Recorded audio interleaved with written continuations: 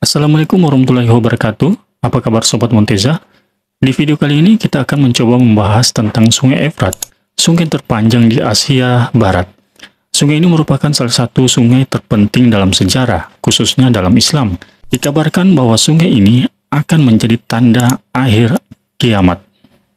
Bagaimana kisah selengkapnya? Yuk kita bahas.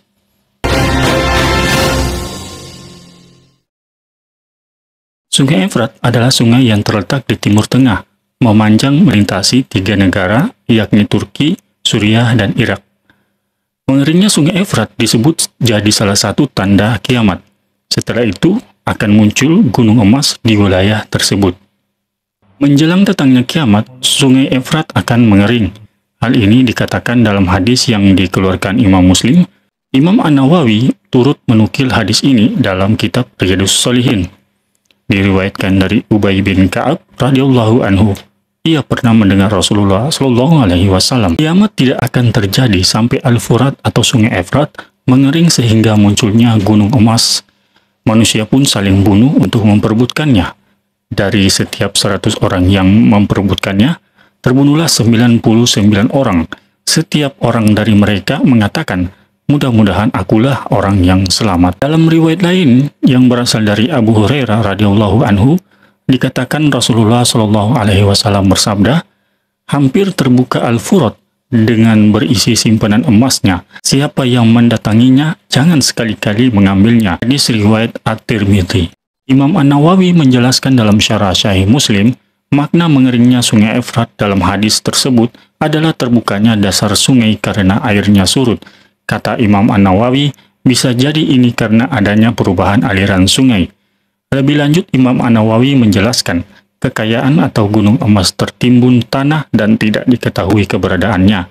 Jika aliran sungai berubah atau karena sebab lainnya, maka tanah yang menimbun gunung emas itu akan terkikis dan emasnya pun akan nampak. Menurut pendapat Abu Ubaidah, gunung emas yang disebut dalam hadis tanda kiamat ini hanyalah kiasan. Contohnya, gunung emas bisa saja dikiaskan dengan minyak bumi karena keduanya memiliki nilai manfaat yang sama. Nah, Sobat Monteza, ada sebuah prediksi yang mengatakan bahwa Sungai Efrat akan mengering sepenuhnya pada tahun 2040. Menurut sebuah studi yang mengkaji Sungai Efrat ini, menyebutkan bahwa Sungai Efrat akan berisiko mengering sepenuhnya akibat perubahan iklim.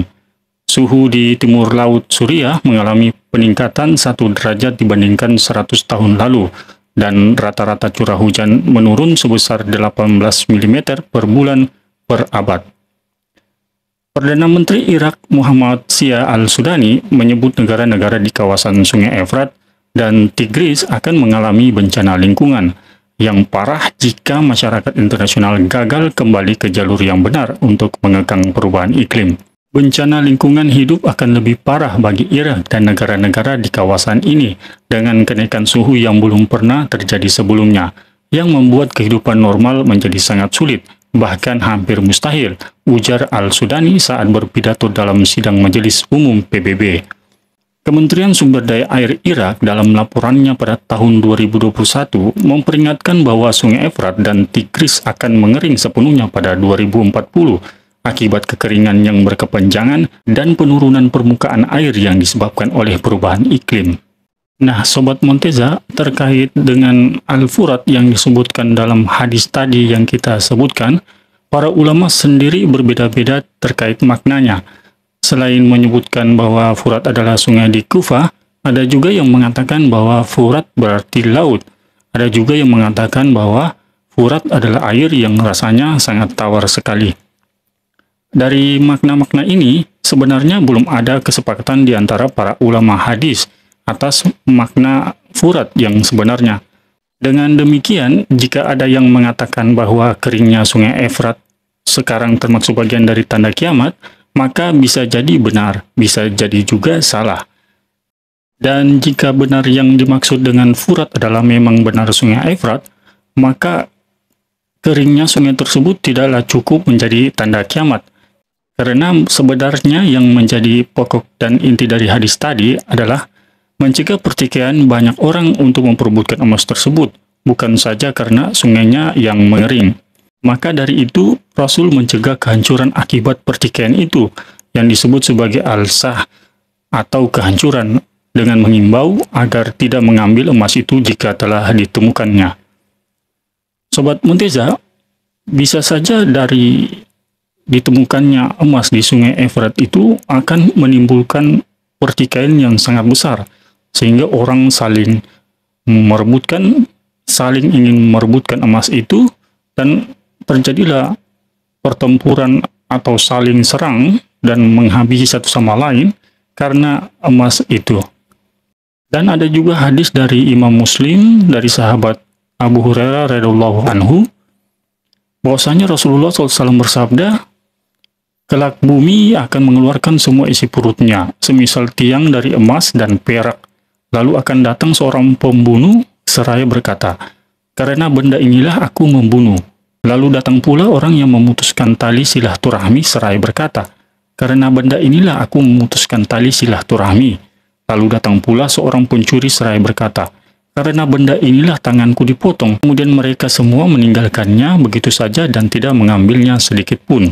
Ini menunjukkan bahwa tanda kiamat itu bukan terletak pada mengeringnya Sungai Efrat, melainkan perebutan harta dari perut bumi yang membuat banyak orang berperilaku buruk, seperti mencuri, membunuh, dan memutus silaturahmi.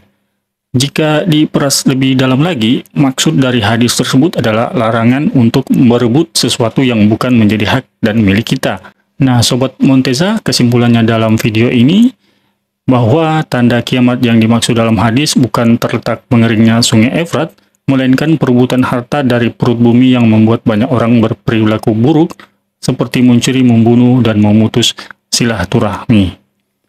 Namun begitu, mengeringnya Sungai Efrat lalu muncul gunung emas yang diperebutkan manusia hanya salah satu tanda kiamat. Di luar itu masih ada banyak tanda-tanda kiamat yang juga disebutkan dalam Al-Quran dan hadis. Soal kapan datangnya kiamat, hanya Allah Subhanahu wa Ta'ala yang tahu. Rasulullah SAW, malaikat, dan makhluk lainnya tidak ada yang tahu. Wallahu a'lam.